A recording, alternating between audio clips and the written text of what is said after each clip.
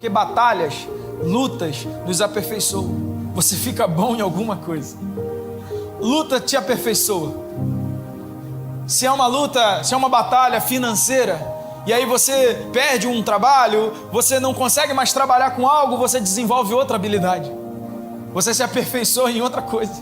Você fica bom em outra coisa. Batalhas nos aperfeiçoam. Então Deus irá te aperfeiçoar. E para a gente começar, eu queria te falar o título dessa palavra. E aí você vai me ajudar a falar para a pessoa que está do teu lado. Você vai falar com muita autoridade. Vai falar com muita autoridade. Diga assim, ó: estamos em guerra. Estamos em guerra. Rapaz, estamos em guerra. Já implicaram com o meu copo. Nós estamos... Já deram banho em alguém? Estamos em guerra. Dias de calmaria nos faz esquecer que existe uma guerra. Pensa só, você está num exército, lutando contra um exército inimigo, tudo muito intenso, bomba, tiro, e aí de repente fica em paz, e fica alguns dias em paz, acaba o tiro, acaba tudo. Com o tempo, se você não estiver atento, você vai esquecendo da guerra, você vai ficando sem atenção, você vai agindo distraído, e de repente a guerra pode recomeçar, e você ser pego no pulo. Eu parei para perceber que esses dias assim de calmaria nos faz esquecer que existe uma guerra, e eu falo uma guerra espiritual. Existe uma guerra acontecendo. E quando a gente passa a esquecer, a gente começa a esquecer que existe uma guerra, a gente vai ficando despreparado. E esse despreparo é o que nos leva a uma derrota. Ninguém, quando você está dirigindo, né? Ninguém cai num buraco que está vendo. Você não cai num buraco grandão, sim ou não? Você está vindo de carro e aí tem um buraco gigante. Você não cai lá, você desvia dele. Você cai em qual buraco? Nos pequenininhos. É o pequenininho que quebra a suspensão do carro, é o pequenininho que rasga o pneu do carro. É no pequenininho, naquele que você não espera, naquele que você não está vendo. E se a gente for por essa analogia, essa lógica que a falta de algo te torna despreparado, aqui nos Estados Unidos é muito difícil você pegar uma rua ruim, né? As ruas são boas, o asfalto é bom. E aí você, fala sério, você anda preocupado se tem um buraco na rua quando você está dirigindo? Você não anda. Você anda tranquilo. Você dirige o seu carro e aí você vai lá, dirigindo meu carro. E aí você vai. Se tiver um buraco, você vai cair nele, porque você esqueceu dessa possibilidade.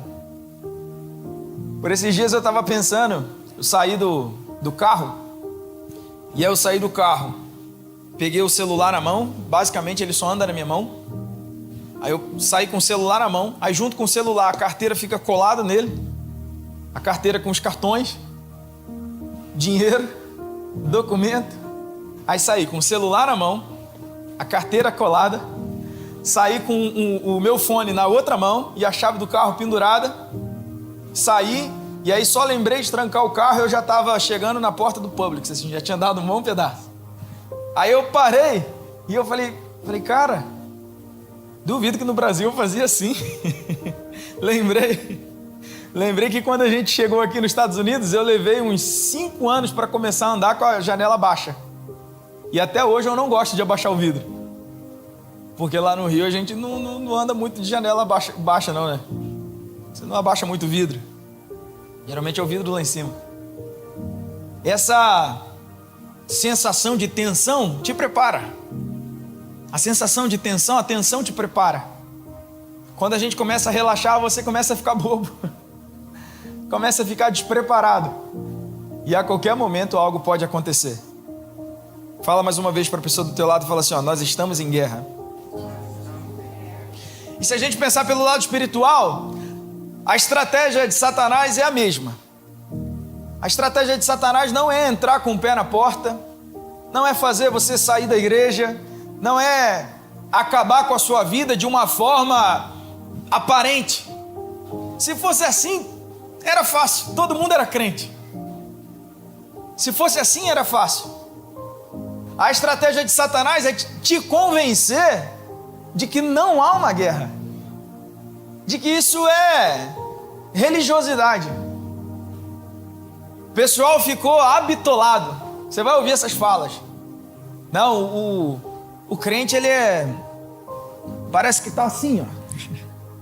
Tudo é demônio, tudo é algo, tudo é guerra, tudo é luta, tudo é seta. Não existe uma guerra, essa é a fala de Satanás. Não existe uma luta. O homem vive o bem se fizer o bem, ele vive o mal se fizer o mal, porque tudo vem da escolha do homem, bem ou mal. Essa é a fala de Satanás.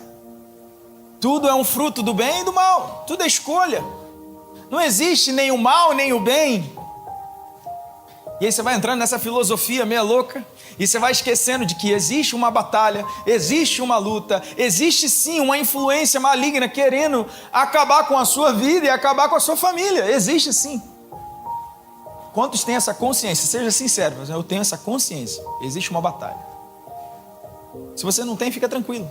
Estou pregando essa palavra para alertar o teu coração.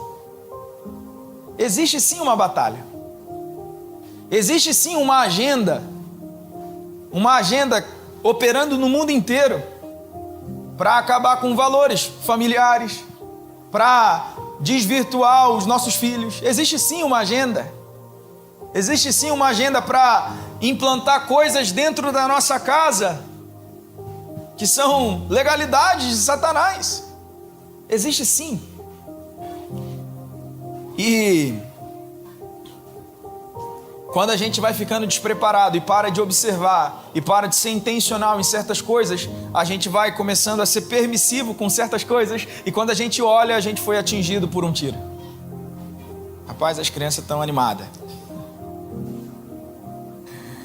E aí quando a gente está despreparado, a gente fica sem entender da onde veio. Fala sério. Pensa aí.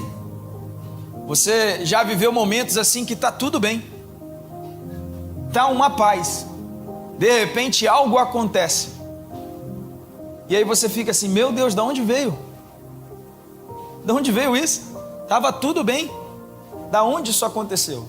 Talvez, e só talvez, seja um desses momentos que a gente ficou despreparado, a gente se acostumou com uma calmaria, e esqueceu de que existe uma guerra, e é aí que o negócio acontece. Abre comigo aí, 1 Pedro, capítulo 5, versículo 8 ao 10.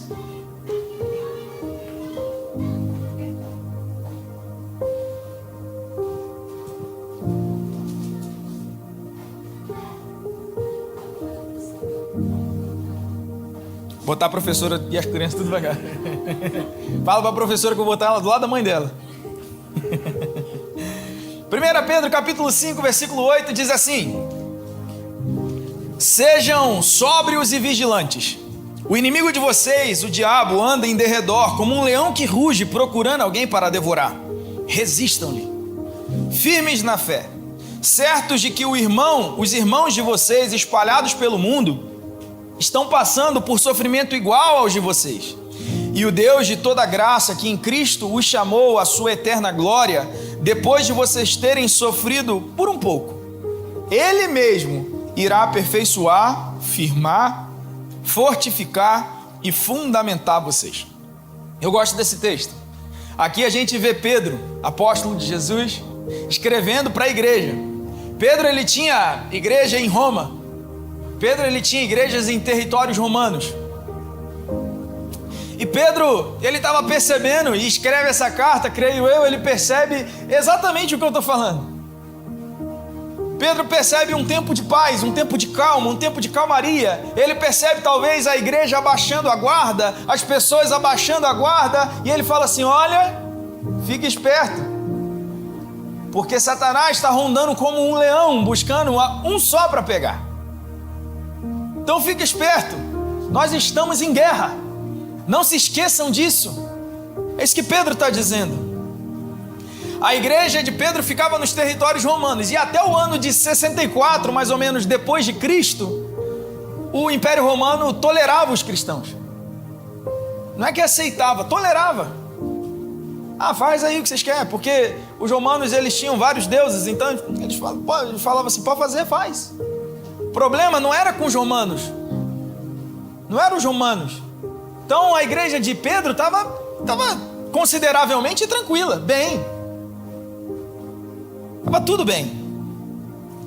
Mas aí passou um tempo e aconteceu, estou te falando de história, isso é história, você pode pesquisar a história. Aconteceu um incêndio em Roma.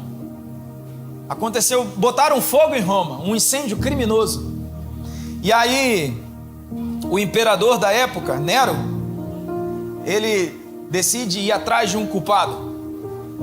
E ele fala assim, quem colocou fogo em Roma foi esses cristãos aí. Esse pessoal aí que segue esse Jesus que botou fogo em Roma. Dizem que ele mesmo mandou atear fogo, mas tudo bem. E aí ele resolveu culpar os cristãos. A partir daí, começou então uma perseguição. Deus estava levando Pedro a antever um acontecimento. Deus estava falando assim, através de Pedro, gente, fique esperto. Essa calmaria momentânea não é o normal. Existe uma guerra. Vocês estão pregando uma palavra verdadeira. Satanás não quer ouvir isso, não quer que isso seja propagado. Pedro está falando assim, fica atento, a qualquer momento pode acontecer algo. E aí, em 64 acontece isso. Pega fogo, os cristãos são culpados, e a perseguição começa efetivamente contra a igreja do Senhor.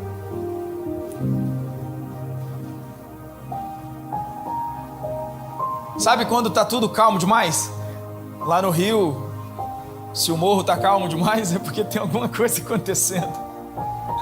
Está calmo demais? Se está calmo demais, está esquisito, está estranho. Rapaz, um crente sem uma luta, um homem sem uma conta para pagar. Diz que o homem tem que ter uma conta para pagar e uma mulher para amar ele. Lá no mundo fala assim, uma mulher para amar ele. Mas imagina, calmo demais, tem algum problema acontecendo. Porque a vida, a gente precisa de algo para fazer. Estava conversando com um amigo, não vou falar o nome dele, estava conversando com um amigo que ele falou do pai dele. Ele falou assim, não, meu pai está aposentado, rapaz. Mas ele está caçando trabalho. O dia que eu aposentar, eu vou ficar quieto. Eu duvido. Porque a gente quer fazer alguma coisa. Isso está em nós. Então se está sem movimento, se está parado demais, água parada dá dengue. Cuidado. Fala mais uma vez para o teu irmão, fala assim, estamos em guerra.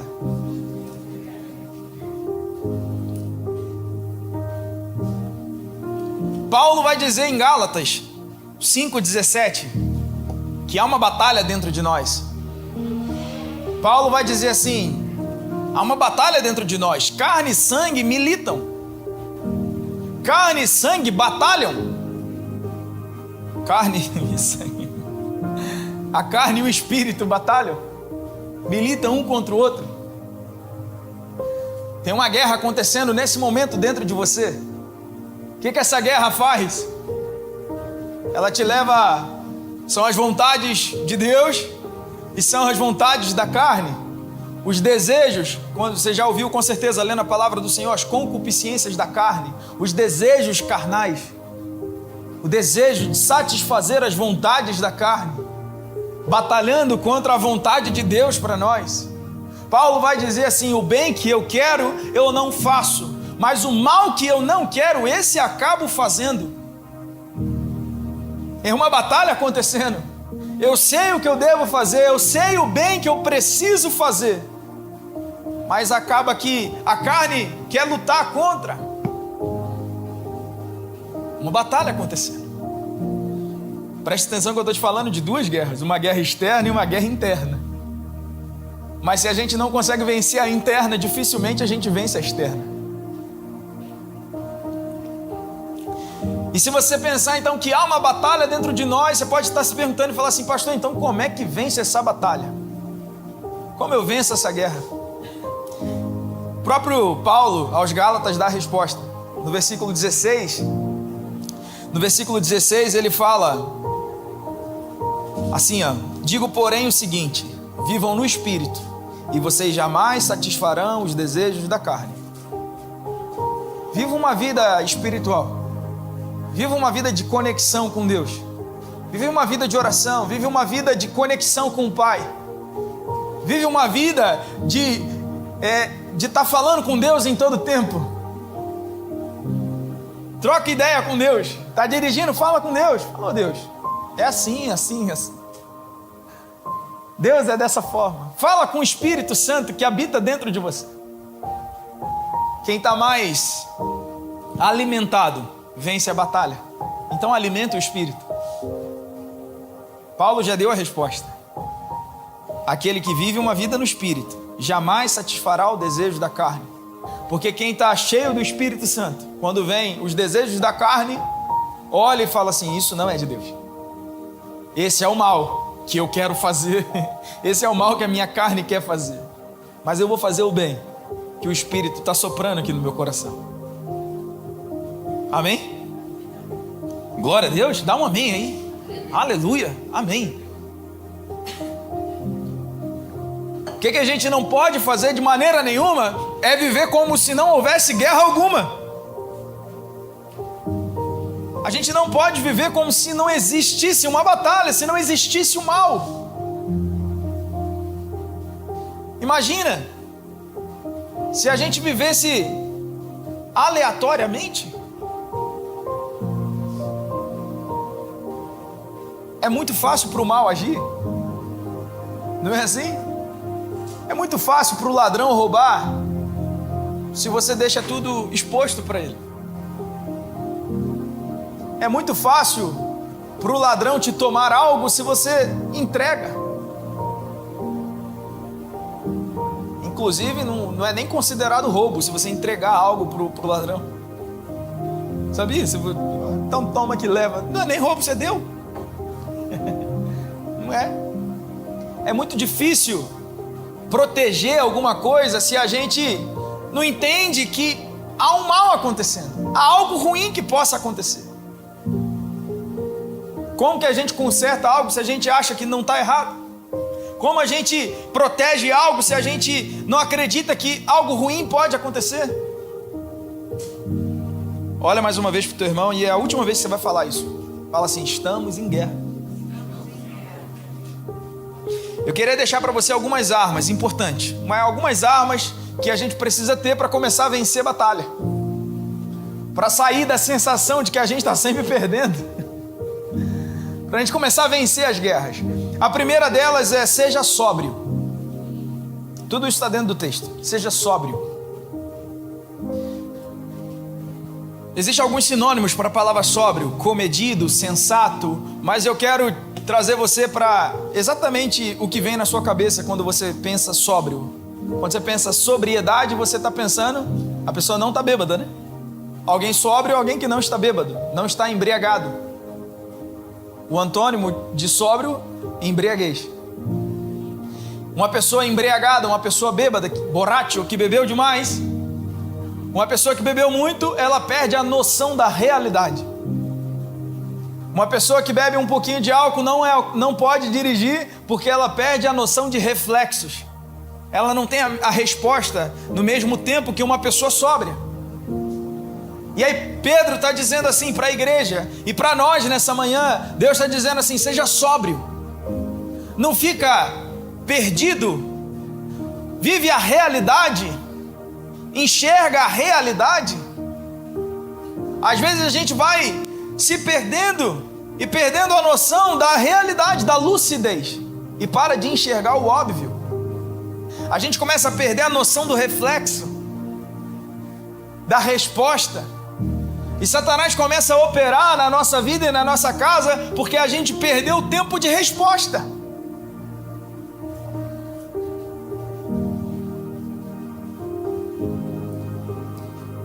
Quem não está sóbrio não está lúcido. Quem não é sóbrio não é lúcido. Lucidez é luz. Luz nos pensamentos. Lucidez é uma iluminação para resolver algo. Quem não está sóbrio está perdido porque não enxerga. Não tem luz para ver. E aí Pedro está dizendo assim: seja sóbrio. O inimigo anda ao derredor, procurando alguém para tragar, para devorar. Seja lúcido. Enxerga as artimanhas e reage rápido. É isso que Pedro está dizendo. Provérbios 22, versículo 3 diz assim: o prudente vê o mal e se esconde, mas o ingênuo segue em frente e sofre a consequência. O prudente, o sóbrio, o lúcido, ele vê o mal e ele fala: é ruim que eu vou. O ingênuo, o que não está sóbrio, ele vai ver no que vai dar, não enxerga o perigo. Ele não enxerga o perigo. Imagina você está andando na rua, e aí você vê lá na frente assim, vários homens mal encarados, armados, com a rua escura. Você não consegue enxergar se é de paz ou se não é de paz. Você continua caminhando. É ruim, meu amigo. A primeira esquerda, a primeira direita, eu saio fora. Vou nada. Eu não sou herói. Quem é prudente, quem é sóbrio, enxerga o perigo e se afasta dele. Quem não é sóbrio, enxerga o perigo e se acha forte. Com certeza você já viu isso, uma pessoa que ficou embriagada. A pessoa que ficou embriagada, ela tem algumas características que mudam nela. A primeira, ela pode ficar nervoso, ela pode ficar forte. O bêbado, ele acha que ele é forte. Ele quer brigar, ele vence todo mundo. Na cabeça dele. Você já viu isso? Você já viu alguém assim? Ele vai lá, levanta, quer brigar e vai bater e acaba apanhando e dá um trabalho danado. Ou ele pode ficar triste demais. A pessoa que bebeu, ela fica triste, entra em depressão, acha que é a pior pessoa do mundo, então os problemas vêm tudo de uma vez. Ou ela pode ficar feliz. A bebe fica alegre. Nossa, que pessoa legal. Felicidade. Porque talvez ela bebeu para afogar as mágoas. Só que não é verdade. Ela só esqueceu que existe o problema. Por isso que Pedro está dizendo assim: seja sóbrio. Você não é forte demais, para com esse negócio. Enxerga o perigo e sai fora. Para com esse negócio. Tem luta acontecendo, tem problema acontecendo. Não adianta esquecer dele momentaneamente e deixar as coisas acontecerem. Seja sóbrio. A gente precisa saber dessa realidade. Amém? Amém ou não amém? A gente precisa saber que dentro de casa nem toda discussão é normal. Nem todo probleminha de casal é normal. Tem muitos que são sementes malignas plantadas, que são lançadas para você ofender o próximo. A gente precisa entender que nem toda pirraça dos filhos é normal. Muitas das vezes são sementes malignas lançadas para você se exaltar e pecar. E aí você se exalta, se ira, bate, fica nervoso, fica nervosa e peca. Nós precisamos estar atentos, e a atenção vem com sobriedade, para a gente poder identificar e falar: aqui não, isso aí é demais. Isso não é de Deus. Isso não é de Deus. Isso é Satanás que está fazendo. A gente precisa entender. Essa semana eu estava falando sobre isso. Às vezes a gente vai orar, né, na casa das pessoas e vai lá fazer uma libertação, expulsar um demônio. Isso é normal. E aí, quando a gente chega lá, as pessoas elas estão não enxergando o óbvio. Elas não enxergam o óbvio. Uma vez a gente foi orar na casa de uma pessoa, a filha não estava dormindo. Ela acordava no meio da madrugada, gritando, desesperada, por causa que estava tendo pesadelo e sonhando com o demônio. E aí a mãe, desesperada, chama quem? Chama o pastor. Pastor, vem orar. Aí a gente foi lá, chegou na casa para orar. Entramos na casa, Há pouco tempo atrás, não muito tempo, a gente fez um seminário de libertação aqui e eu falei sobre imagens, símbolos, essas coisas que remetem a entidades malignas e a gente vai permitindo ter isso dentro de casa. E aí eu entrei lá no quarto, começamos a orar e aí quando eu olhei assim, a cama era de unicórnio, o travesseiro era de unicórnio, tinha um quadro de unicórnio, tinha um monte de unicórnio, tinha uma barraca de unicórnio, tinha tudo de unicórnio. A menina estava com a roupa de unicórnio, tudo era unicórnio. E aí eu falei assim, com muito amor, a gente fala sempre com muito amor, a gente não impõe regra nenhuma, isso é uma interpretação que a gente entrega. E aí eu falei com a mãe, olha só, o unicórnio não é um animal, ele não existe na natureza. Você não encontra um unicórnio por aí. O unicórnio é uma entidade maligna que representa a sexualidade do lesbianismo. Isso é o unicórnio. O unicórnio é uma entidade egocêntrica. Egocêntrica não. Agora sumiu a palavra. Não. Mística. De onde veio o egocêntrico agora? O unicórnio é uma entidade. Eu vou orar. A gente vai expulsar. Mas se você permite que esteja aqui, não vai sair. E aí ela falou, não, pastor, pelo amor de Deus. Aí começa a morar e manifesta demônio, faz aquele negócio todo. Acontece nossa, que negócio que acontece. E aí oramos e a mãe falou, não, pastor, pelo amor de Deus, eu vou tirar isso aqui tudo. E já começou a arrancar e arranca daqui. A menina voltou a dormir. Nossa, que maravilha. O demônio foi embora. Aí ela pegou aquele saco de unicórnio, botou tudo dentro de uma bolsa, fez um saco cheio de unicórnio dentro e entregou na minha casa. Sem falar o que tinha dentro. E aí a gente botou aquilo lá na garagem. Sirlene botou, não sabia muito bem o que tinha lá dentro. Aí botou lá na garagem. E a gente viajou e minha mãe ficou em casa com as crianças. E os unicórnios na garagem. E aí tá minha mãe, aí quando minha mãe liga e fala, Felipe, estava dormindo e comecei a ouvir uma criança chorar. E a gente foi no quarto das crianças, estava todo mundo dormindo. Aí minha mãe tinha ouvido primeiro, achou que estava doida.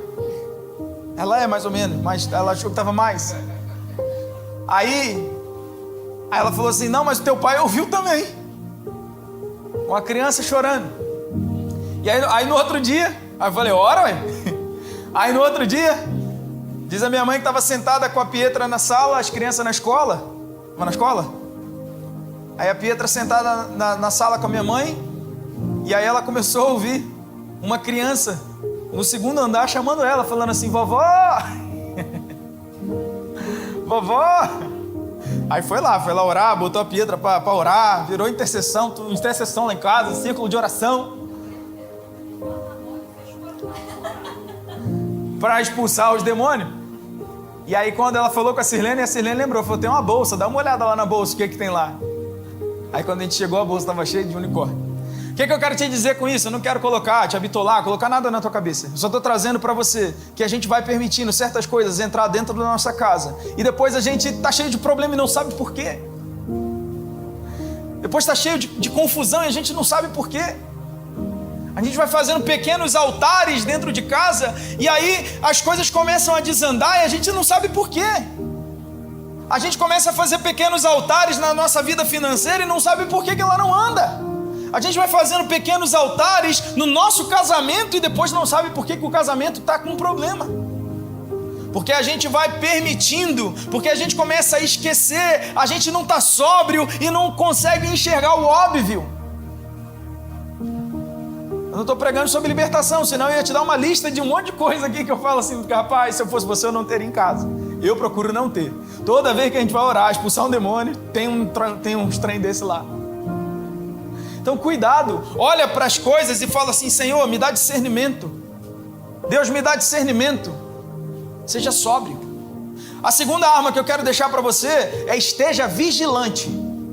Vigiar.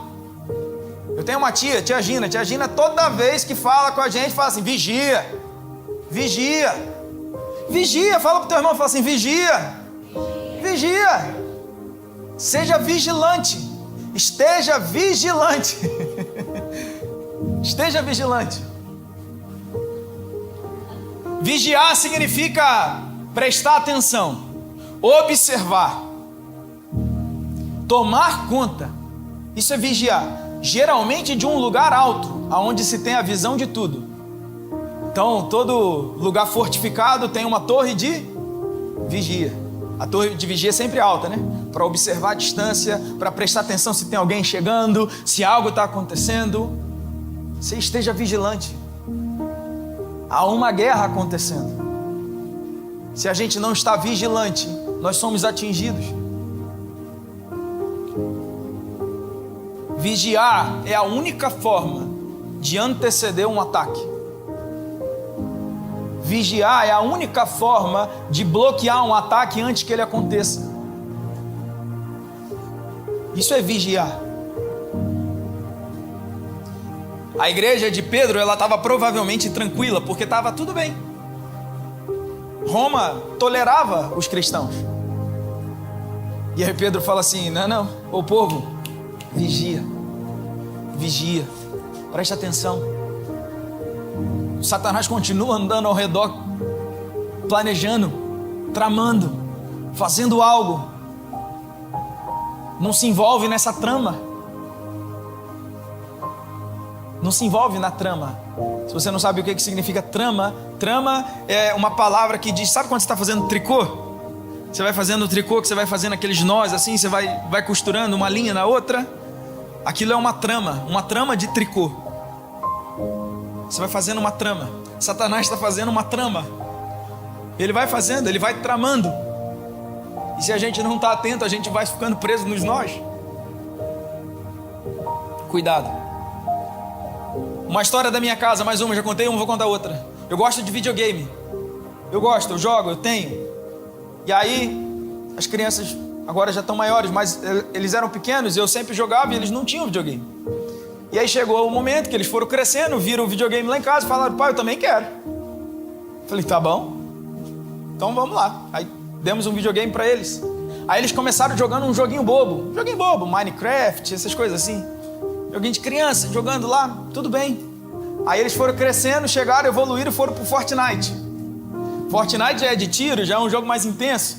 Tudo bem, a gente administra, educa, fala o que é certo, fala o que é errado. Eles têm que ter contato com o certo, eles têm que saber o que é o errado. E aí a gente administra, tudo bem, eles jogando lá no quarto deles. E aí a gente sempre de olho. Passava na porta do quarto, ouvia assim, né? Ah, não, tá tudo bem, estão jogando o joguinho, tá legal.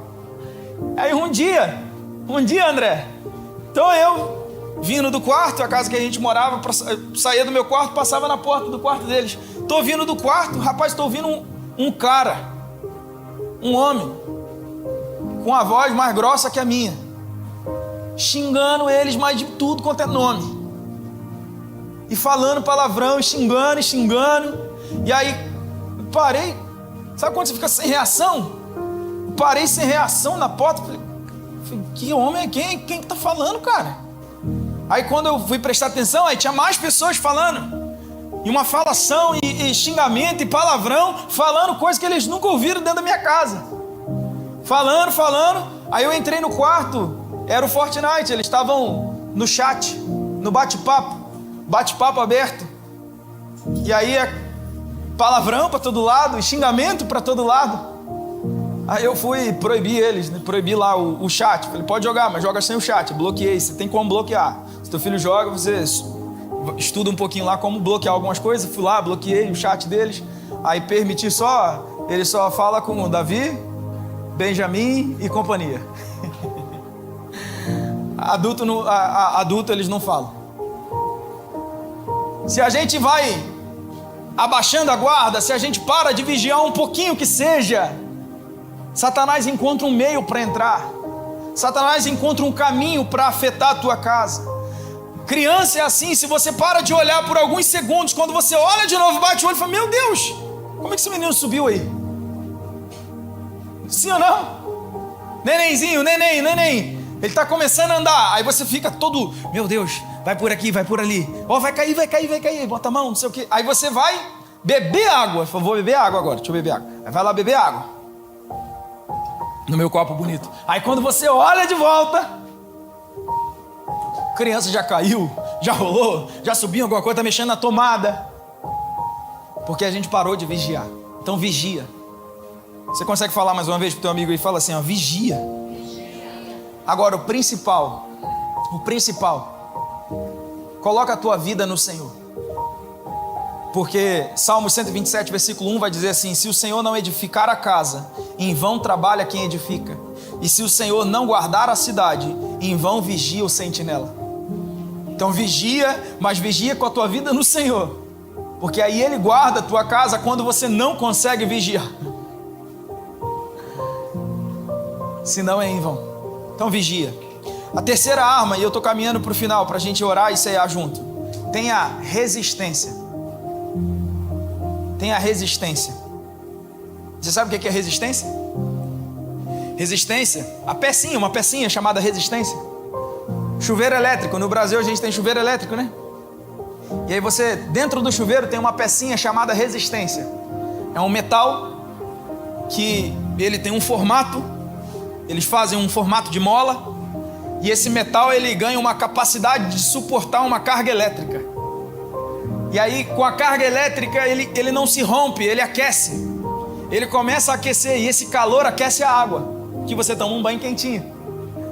Só que essa resistência tem uma capacidade, um limite para esquentar. E aí no dia que está frio, você quer tomar um banho mais quente. E aí você abre a água bem pouquinho e vai diminuindo a água bem pouquinho, para ela ir ficando cada vez mais quente. E a água resfria a resistência. Quando tem pouquinha água, ela esquenta demais. E quando ela esquenta demais, ela rompe. Quando ela rompe, você está lá no seu banho quentinho, no meio do banho quentinho vem aquela água gelada. E você peca, porque todo mundo peca nesse momento. Não tem nenhum que não peca. Está lá no banho quentinho, vem um jato de água gelada assim no meio. Você, uau! Você peca. Depois você pede perdão. Se chama resistência, o nome dessa peça. Ou seja, você precisa de resistência, mas você tem uma capacidade para suportar. E a gente precisa aumentar essa capacidade. Deus te deu uma capacidade para suportar. Seja resistente. Seja resistente. Mas se você perceber que está pesado demais, chama a gente para orar. Entrega para o Senhor. Fala, Jesus, essa carga está pesada demais. E aí vão se levantar pessoas de Deus na tua vida, que vão te ajudar a resistir junto. Mas nunca se esqueça que nós estamos em guerra. Salmos 18, versículo 2 diz assim: o Senhor é a minha rocha, a minha fortaleza, o meu libertador, o meu Deus, o meu rochedo, em quem me refugio, o meu escudo, a força da minha salvação, o meu alto refúgio. Os ataques, eles vêm de várias formas, mas quando a gente está firmado em Deus, nós resistimos. Quando o Senhor é o nosso fundamento, nós resistimos. Pensa numa casa, num prédio. Uma casa precisa de fundação. Sim ou não? Para se levantar uma casa, primeiro se faz uma fundação. Porque aí pode vir tempestade, pode vir vento, pode vir o que for. A casa não sai. Agora, uma casa que não tem fundamento, o furacão vem e leva a casa inteirinha. Vai embora. Então tenha fundamento para que possamos resistir. Amém? 1 Coríntios 10, versículo 12 diz assim: aquele, pois, que pensa está de pé, cuide para que não caia. Não vos sobreveio tentação que não fosse humana, mas Deus é fiel e não permitirá que sejais tentados além das vossas forças. Ou seja, Deus não permitirá você ir além das suas resistências. Pelo contrário, juntamente com a tentação, vos proverá livramento, de sorte que a possais suportar. Então tem batalha sim, mas tem livramento.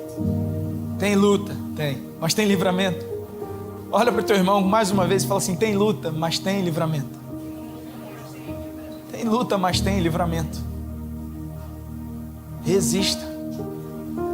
A palavra do Senhor vai dizer assim: resisti ao diabo e ele fugirá de vós. A palavra não diz corre do diabo. A palavra não diz se esconda do diabo. A palavra diz resista ao diabo e ele fugirá de vós. Tenha resistência. E para a gente fechar, 1 Pedro 5, versículo 10, são 3 frases que eu vou deixar para você, 3 chaves que eu vou deixar para você nessa manhã, para a gente vencer batalhas. Diz assim, 1 Pedro 5, 10: E o Deus de toda graça, que em Cristo os chamou à sua eterna glória, depois de vocês terem sofrido por um pouco, Ele mesmo irá aperfeiçoar, Ele mesmo irá firmar, fortificar e fundamentar vocês. Deus irá te aperfeiçoar. Diga amém. Deus, Ele vai te aperfeiçoar, porque batalhas, lutas nos aperfeiçoam. Você fica bom em alguma coisa. Luta te aperfeiçoa. Se é uma luta, se é uma batalha financeira, e aí você perde um trabalho, você não consegue mais trabalhar com algo, você desenvolve outra habilidade. Você se aperfeiçoa em outra coisa. Você fica bom em outra coisa. Batalhas nos aperfeiçoam. Então Deus irá te aperfeiçoar. Fique em paz. Continua resistindo, continua firme, e Ele vai aperfeiçoar você. Deus irá te fortificar. Deus irá te fortificar. Fortificar, tornar firme, inabalável. As tuas muralhas, barreiras serão fortificadas. Então Deus irá te fortificar. Batalhas nos fortificam. A gente pode até estar meio alheio, mas quando entra numa batalha, você pode estar até meio... Mas quando entra numa batalha, a gente se fortifica. Deus irá te fortalecer.